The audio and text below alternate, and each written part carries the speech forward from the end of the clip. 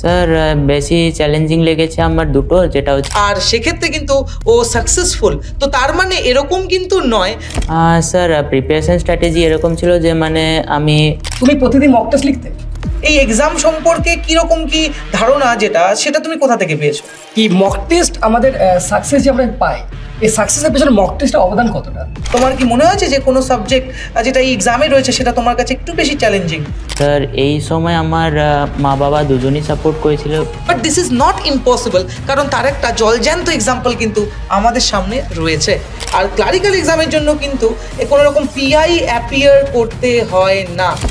তোমার preparation strategy কীরকম ছিল, যে তুমি যখন এই ব্যাংকের এক্সামের জন্য প্রিপারেশন করছো, পরবর্তী কেরিয়ার প্ল্যান কি? তো সায়ক, তো তুমি তো এবার সাকসেসফুলি এসবিআই ক্লার্ক ক্লিয়ার করেছো।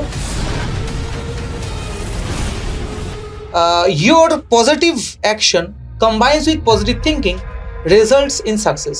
Welcome to another episode of Topper Stock. তো আজকে আমাদের সাথে রয়েছে এসবিআই ক্লার্কের সাকসেসফুল ক্যান্ডিডেট সায়ক নাগ। তো Sayak, many congratulations. Thank you sir. আচ্ছা, তো সায়ক আজকে আমাদের সাথে রয়েছে যে আমাদেরই অফলাইন ব্যাচের স্টুডেন্ট। তো আজকে আমরা সায়কের থেকে জেনে নেব যে সায়কের প্রিপারেশন স্ট্র্যাটেজি কেমন ছিল। আর তোমরা যারা বিভিন্ন কম্পিটিটিভ এক্সামের জন্য প্রিপেয়ার করছো, আশা করছি এই সেশনটা তোমাদের জন্য ইকুয়ালি ইম্পর্টেন্ট। তাহলে আজকে আমরা এই পডকাস্টে আমাদের গেস্ট হচ্ছে সায়ক, আর আমার সাথে রয়েছে ম্যাথস গুরু মিল্টন স্যার। তো ওয়েলকাম মিল্টন স্যার। তো আজকে আমরা সায়ককে পেয়েছি, তো চলো শুরু করা যাক সায়ককে দিয়ে। আচ্ছা সায়ক, তো তুমি তোমার সম্পর্কে একটু বলো, যে তোমার নাম তো আমরা জানি, তোমার বাড়ি কোথায়, তুমি কি নিয়ে গ্র্যাজুয়েশন করেছো, তো যদি তুমি আমাদের ভিউয়ার্সকে শেয়ার করতে চাও। তো আমি বলতে চাই যে আমি ম্যাথসেরই স্টুডেন্ট। আমি এমএসসি আর বিএসসি দুটোই ম্যাথসেরই করেছি। আর আমি এই এসবিআই ক্লার্কের জন্য প্রিপারেশন করছি লাস্ট 8 মাস ধরে। আচ্ছা। আর আমার হবি হচ্ছে ম্যাথস, কারণ আমার ম্যাথস সলভ করতে খুব ভালো লাগে। মানে ম্যাথমেটিক্যাল প্রবলেম সলভিংই হচ্ছে তোমার হবিজ? Yes sir. আচ্ছা, তাহলে তোমার হবিজটা কিন্তু খুব সুন্দর, যেটা তোমার এক্সামে আশা করি সাহায্য করেছে। Yes sir. আচ্ছা, তাহলে সায়কের গ্র্যাজুয়েশন হচ্ছে ম্যাথমেটিক্সে, তাই তো? Yes sir. আচ্ছা, ম্যাথমেটিক্সে সায়ক কিন্তু গ্র্যাজুয়েট। আর সায়ক, তোমার বাড়ি কোথায়? আমার বাড়ি ব্যারাকপুর। আচ্ছা, তাহলে সায়ক ব্যারাকপুরের বাড়ি, সায়কের ম্যাথমেটিক্স ব্যাকগ্রাউন্ড, আর সায়কের হবিজও কিন্তু ম্যাথমেটিক্যাল প্রবলেম সলভ করা। আচ্ছা সায়ক, তুমি এই যে ব্যাংকিং এর এক্সাম অ্যাপিয়ার করেছো, তো তোমার এই এক্সাম সম্পর্কে কিরকম কি ধারণা সেটা তুমি কোথা থেকে পেয়েছো? স্যার ব্যাংকিংয়ের এক্সামের ধারণা আমি আমার বাবা থেকে পেয়েছি, কারণ আমার বাবা এসবিআই ক্লার্কে আছে। আচ্ছা। তো সেখান থেকে ধারণাটা পাওয়া আমার। আচ্ছা, তার মানে তুমি বলতে চাইছো যে তোমার এই জবের পিছনে ইন্সপিরেশন হচ্ছে তোমার বাবা, তাই তো? তুমি বাবাকে দেখি ইন্সপায়ার্ড। Yes sir. আচ্ছা, তো যাই হোক, সায়কের বাড়িতেও কিন্তু একজন ব্যাংকার রয়েছে। তো আজকে কাকু হয়তো নিশ্চয়ই সায়ককে নিয়ে নিশ্চয়ই প্রাউড ফিল করবে, যেরকমটা আমরা প্রাউড ফিল করছি। আচ্ছা সায়ক, তোমার প্রিপারেশন স্ট্র্যাটেজি কিরকম ছিল, যে তুমি যখন এই ব্যাংকের এক্সামের জন্য প্রিপারেশন করছো, তো এরকম কি কোনো স্পেসিফিক স্টাডি প্ল্যান ছিল, যে দিনে 10 ঘন্টা বা 8 ঘন্টা, নাকি তুমি যেরকমটা যখন যেরকম মনে হতো সেরকম তুমি সময় দিয়েছো? স্যার প্রিপারেশন স্ট্র্যাটেজি এরকম ছিল যে মানে আমি উইক 7 দিনের একটা টাইম টেবিল বানিয়েছি।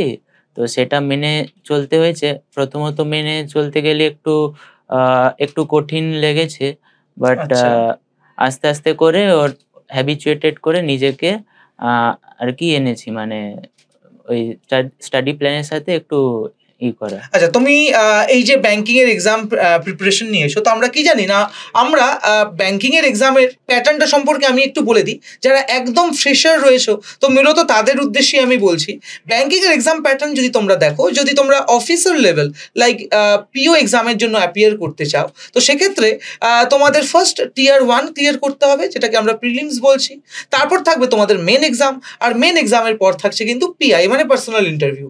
আর ক্লারিক্যাল এক্সামের জন্য কিন্তু কোনো রকম পিআই অ্যাপিয়ার করতে হয় না, ঠিক আছে? পার্সোনাল ইন্টারভিউ কিন্তু ক্লারিক্যাল এক্সামে থাকে না, ঠিক আছে? তাহলে ক্লারিক্যাল এক্সামে শুধুমাত্র টিয়ার 1 আর টিয়ার 2 ক্লিয়ার করলেই কিন্তু তোমরা সিলেক্টেড হয়ে যাবে, ঠিক আছে? তো সায়ক টিয়ার 1 টিয়ার 2 সাকসেসফুলি ক্লিয়ার করেছে। তো এগেন সায়ককে কংগ্রাচুলেশনস। তো এবার যেটা প্রিপারেশন নিয়ে বলার, তো টিয়ার 1-এ মেনলি থাকে ম্যাথ, রিজনিং আর হচ্ছে ইংলিশ। তো তারপর এই এক্সাম ক্লিয়ার হওয়ার পর আরও নতুন সাবজেক্ট কিন্তু অ্যাড হয়ে যায়, তাই তো স্যার? আরও যে সাবজেক্ট যেটা অ্যাড হয় সেটা হচ্ছে জিএ, জেনারেল অ্যাওয়ারনেস, আর তার পাশাপাশি কম্পিউটার। ঠিক আছে, আচ্ছা, তো সায়ককে আমার প্রশ্ন যে তুমি যখন তোমার এই এক্সামের প্রস্তুতি নিচ্ছ, এই যে সাবজেক্টগুলো, সেটা জিএ হতে পারে, সেটা ম্যাথস বা রিজনিং বা ইংলিশ, কোনো কি সাবজেক্ট তোমার মনে হয়েছে যে যেটা অন্যান্য সাবজেক্টের তুলনায় বেশি চ্যালেঞ্জিং? কারণ যেহেতু তুমি ম্যাথস ব্যাকগ্রাউন্ড, তো আমার মনে হয় না ম্যাথস তোমাকে খুব একটা সমস্যা দিয়েছে। তো অ্যাপার্ট ফ্রম ম্যাথস তোমার কি মনে হয়েছে যে কোনো সাবজেক্ট যেটা এই এক্সামে রয়েছে সেটা তোমার কাছে একটু বেশি চ্যালেঞ্জিং? স্যার বেশি চ্যালেঞ্জিং লেগেছে আমার দুটো, যেটা হচ্ছে রিজনিং এবং জিএ। আচ্ছা, তো সেটাকে তুমি ওভারকাম কি করে করলে? স্যার প্রথমত জিএর পার্ট বলি। তো জিএর জন্য যে কারেন্ট অ্যাফেয়ার্স, সেটা আমি ডেইলি বেসিসে পড়েছি। আচ্ছা, তার জন্য আমি অ্যাটলিস্ট একটা করে মক দিয়েছি ডেইলি। মক দেওয়ার পর নিজের কারেন্ট অ্যাফেয়ার্সের পার্টটাকে স্ট্রং করলাম, বেসটা। আচ্ছা, আর রিজনিং এর জন্য তুমি কি করেছো?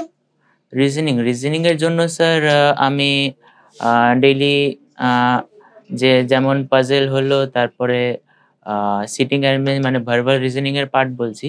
তো এইসব পার্টের জন্য আমি নিজের বেসটা স্ট্রং করেছি ওটাতে, কারণ বেশি ওয়েটেজ থাকে সিটিং অ্যারেঞ্জমেন্ট এবং পাজেলের রিলেটেড। আচ্ছা, তো তুমি রিজনিং আর জিএটা বেশি তোমার কাছে চ্যালেঞ্জিং লেগেছে। তো এরকম হতেই পারে, অনেকেই তোমরা রয়েছো যারা আজকের এই পডকাস্টটা দেখছো, তোমরা হতেই পারে যে ম্যাথসে একটু উইক বা জিএতে একটু উইক, বাট সেই ক্ষেত্রে কিন্তু তোমাদের সেই সাবজেক্টের উপর একটা আলাদা এফোর্ট দিতে হবে, যেটা আমরা সায়কের কাছ থেকেও শুনতে পাচ্ছি। তাহলে সায়কের কাছে চ্যালেঞ্জিং ছিল হচ্ছে রিজনিং আর জিএ, আর যার জন্য এই জিএকে ইমপ্রুভ করার জন্য কিন্তু Sayak daily current affairs study করতো। এর পাশাপাশি কিন্তু ডেইলি মক, সেটাও কিন্তু তোমার জন্য ইকুয়ালি ইম্পর্ট্যান্ট। ঠিক আছে, তাই তো সায়ক? আচ্ছা, এবার আমি চলে যাব মিল্টন স্যারের কাছে। এবার মিল্টন স্যারের যদি কোনো প্রশ্ন থাকে, সেই প্রশ্নগুলো আমরা শুনবো, আর তার মধ্যে দিয়ে তোমরাও তোমাদের কোয়ারিগুলো কিন্তু রিজলভ করতে পারো। তো মিল্টন স্যার, আপনার কাছে আমি পাস করছি মাইকটা। Thank you so much Ranjan sir, আমাকে এই চান্সটা দেওয়ার জন্য। আর সাহেব, তোমাকে এগেইন কংগ্রাচুলেশন আমাদের পুরো টিমের পক্ষ থেকে। তো আমার একটাই কোশ্চেন, তুমি আমাদের দর্শকের উদ্দেশ্যে বলো কি তোমার যে একটু আগে বললে তোমার যে হবি ম্যাথস প্রবলেম সলভ করা, এছাড়া অবসর সময় তোমার কি করতে ভালো লাগে? স্যার বাইরে ঘুরতে ভালো লাগে। বাইরে ঘুরতে ভালো লাগে, আর যেমন একটু স্টোরি বুক পড়তে ভালো লাগে।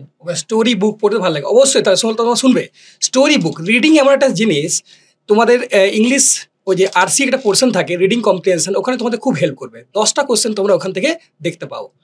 তো স্যার, আমার নেক্সট কোশ্চেন তোমার কাছে, তুমি প্রতিদিন মক টেস্ট লিখতে? প্রতিদিন না হলেও উইকে অ্যাটলিস্ট 4-5টা দিতাম। তুমি আমাদের দর্শকদের উদ্দেশ্যে একটা কথা বলবে কি মক টেস্ট আমাদের সাকসেস যে আমরা পাই, এই সাকসেসের পেছনে মক টেস্টের অবদান কতটা? ব্যাংকের এক্সাম দিতে গেছি। এবার ব্যাংকের এক্সাম দিতে গিয়ে ব্যাংকে একটা সেকশনাল টাইম থাকে ফর ইচ সেকশনের জন্য। এবার ইচ সেকশনের জন্য যেহেতু সেকশনাল টাইম থাকে, তাই জন্যে আগে থেকে মক টেস্ট দেওয়া ভালো। কারণ যদি মক টেস্ট না দিই, তাহলে আমরা বুঝতে পারবো না যে মানে ইচ সেকশনে কতটা অ্যাটেম্প্ট করতে পারছি এবং আমার লেভেলটা কত, মানে পারার লেভেলটা কত, মানে টাইমের মধ্যে করতে পারছি কিনা। ওকে, মানে সায়ক এটাই বলতে চাইছে কি মক টেস্ট লেখার দ্বারা আমরা নিজেদের ইভালুয়েট করতে পারি, এছাড়াও আমরা টাইম ম্যানেজমেন্টটা কিন্তু খুব ভালোভাবে করতে পারি। ওকে, তো সায়ক চলো নেক্সট কোশ্চেন। এই যে তুমি এত বড় একটা সাকসেস পেলে, এর জন্য তো আমরা খুব প্রাউড ফিল করছি সবাই। তো অবশ্যই বাবা মা প্রাউড ফিল করবে। তো এর পেছনে তো তুমি যদি কারোকে স্পেশালি কৃতিত্ব দিতে চাও, তো কাকে কত দিতে চাইবে? এর পেছনে অবদান কি? স্যার অবশ্যই তোমার হার্ডওয়ার্ক তো অবশ্যই এর পেছনে একটা মূল অবদান। এছাড়াও কি তোমাকে হয় না মেন্টালি সাপোর্ট করা, পরীক্ষার সময় অনেক রকম চ্যালেঞ্জিং থাকে, তো এই সময় কে তোমাকে বেশি সাপোর্ট করেছিল? স্যার এই সময় আমার মা বাবা দুজনই সাপোর্ট করেছিল, আর আমার হার্ডওয়ার্কের জন্য তারা কৃতজ্ঞ। ওকে, ঠিক আছে। তো সায়ক, নেক্সট কোশ্চেন আমার তোমার কাছে, তুমি প্রতিদিন কত ঘন্টা করে পড়তে? কারণ আমি তো অনেক সময় ক্লাসরুমে পড়াই, অনলাইন পড়াই, অফলাইন পড়াই, তো স্টুডেন্ট আমাদের বারবার জিজ্ঞাসা করে স্যার কত ঘন্টা পড়তে হবে। তো ক্লাসে আমি তো সবসময় স্টুডেন্ট বলি এটা ডিপেন্ড করছে তোমাদের এফিসিয়েন্সির উপর। অনেকে 6 ঘন্টা পড়ে এক্সাম ক্র্যাক করে দেখেছি, অনেকে আবার 4 ঘন্টা পড়েও এক্সাম ক্র্যাক করে। তো তুমি কি নীতিতে বিশ্বাস রাখতে? তুমি কি করতে? স্যার আমি বলতে চাই সকলকে যে যদি যদি তোমরা বিগিনার হও তাহলে বিগিনারের ক্ষেত্রে তোমার জন্য যদি বেশি ঘন্টা টাইম অ্যালট করতে পারো পড়াশোনার জন্য, মানে রিলেটেড টু ব্যাংকিং এর ক্ষেত্রে, তাহলে অবশ্যই তোমরা ডেফিনেটলি সাকসেস পাবে। আর এই আর কি। ওকে, মানে সায়াক এটাই বলতে চাইছে, হার্ডওয়ার্ক সবথেকে ইম্পর্ট্যান্ট আর সেলফ বিলিভ। তোমরা যদি নিজেদেরকে বিশ্বাস করতে পারো আর যদি পরিশ্রম করে যাও, সাকসেস তো আসবেই, তাই না? চলো, তো ওভার টু রঞ্জন স্যার। তো স্যার এগিয়ে নিয়ে যাও। Thank you Milton sir. তাহলে তোমরা সায়কের থেকে কিন্তু অনেক কিছু জানলে। এবার আমি একটু সায়কের কাছ থেকে জেনে নিতে চাই যে সায়কের পরবর্তী কেরিয়ার প্ল্যান কি। তো সায়ক, তো তুমি তো এবার সাকসেসফুলি এসবিআই ক্লার্ক ক্লিয়ার করেছো, আশা করছি এসবিআই তুমি জয়েন করবে। তো এর পাশাপাশি নেক্সট কি তোমার প্ল্যান রয়েছে? স্যার নেক্সট প্ল্যান হচ্ছে আমার এসবিআই ক্লার্কে জয়েন করার পরে আমি সিজিএল এর জন্য ট্রাই আউট করব। আচ্ছা, তোমাদের বলে রাখি আমাদের এই অফলাইনে দু ধরনের মূলত ব্যাচ চলে, একটা হচ্ছে দ্রোণা আর একটা হচ্ছে দক্ষ। দ্রোণা হচ্ছে ব্যাংকিং এক্সামের জন্য আর দক্ষ হচ্ছে এসএসসি, রেলওয়ে, এই সকল এক্সামের জন্য। অ্যাপার্ট ফ্রম দিস আমরা কিন্তু স্টেট লেভেল এক্সামের জন্য প্রিপারেশন করাই। তো state level exam like WBCS, এছাড়াও পুলিশ থেকে শুরু করে ওয়েস্ট বেঙ্গল মিসলেনিয়াস, ক্লার্কশিপ, এই বিভিন্ন ধরনের কিন্তু ব্যাচেস রয়েছে। আর ওয়েস্ট বেঙ্গলের এক্সামের জন্য যে ব্যাচগুলো রয়েছে তার দুটো নাম রয়েছে, একটা হচ্ছে জিত আর একটা হচ্ছে প্রহার। তো যাই হোক, তো সায়ক তুমি কোন ব্যাচের স্টুডেন্ট? স্যার আমি দক্ষ ব্যাচ। দক্ষের স্টুডেন্ট, তার মানে আমি একটু আগে কি বললাম, মানে রেলওয়ে আর এসএসসির যে ব্যাচ সেটা হচ্ছে দক্ষ, আর দ্রোণা হচ্ছে ব্যাংকিং এক্সামের জন্য। তো দক্ষের স্টুডেন্ট হয়েও কিন্তু ও ব্যাংকিং এক্সাম অ্যাপিয়ার করতো, আর সেক্ষেত্রে কিন্তু ও সাকসেসফুল। তো তার মানে এরকম কিন্তু নয় যে এসএসসির প্রিপারেশনের পাশাপাশি ব্যাংকিং এক্সাম দেওয়া চলে না, বা যারা ব্যাংকিং এক্সামের জন্য পড়ছো তারা এসএসসি এক্সাম দিতে পারো না, এরকমটা কিন্তু নয়। হ্যাঁ, কিন্তু এটুকু আমি বলবো যে দুটোর একসাথে প্রিপারেশন করাটা হয়তো একটু বেশি challenging, but this is not impossible, কারণ তার একটা জলজ্যান্ত এক্সাম্পল কিন্তু আমাদের সামনে রয়েছে।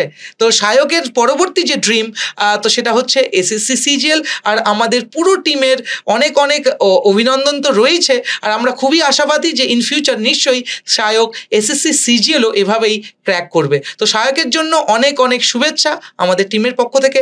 আশা করি তোমাদের এই সেশনটা খুব ভালো লাগলো, যেটা তোমাদের প্রিপারেশনে আরও অনেকটাই মোটিভেট করবে, আরও অনেকটাই হেল্প করবে। তো এই বলে আজকের এই টপার স্টক আমরা এখানেই শেষ করছি।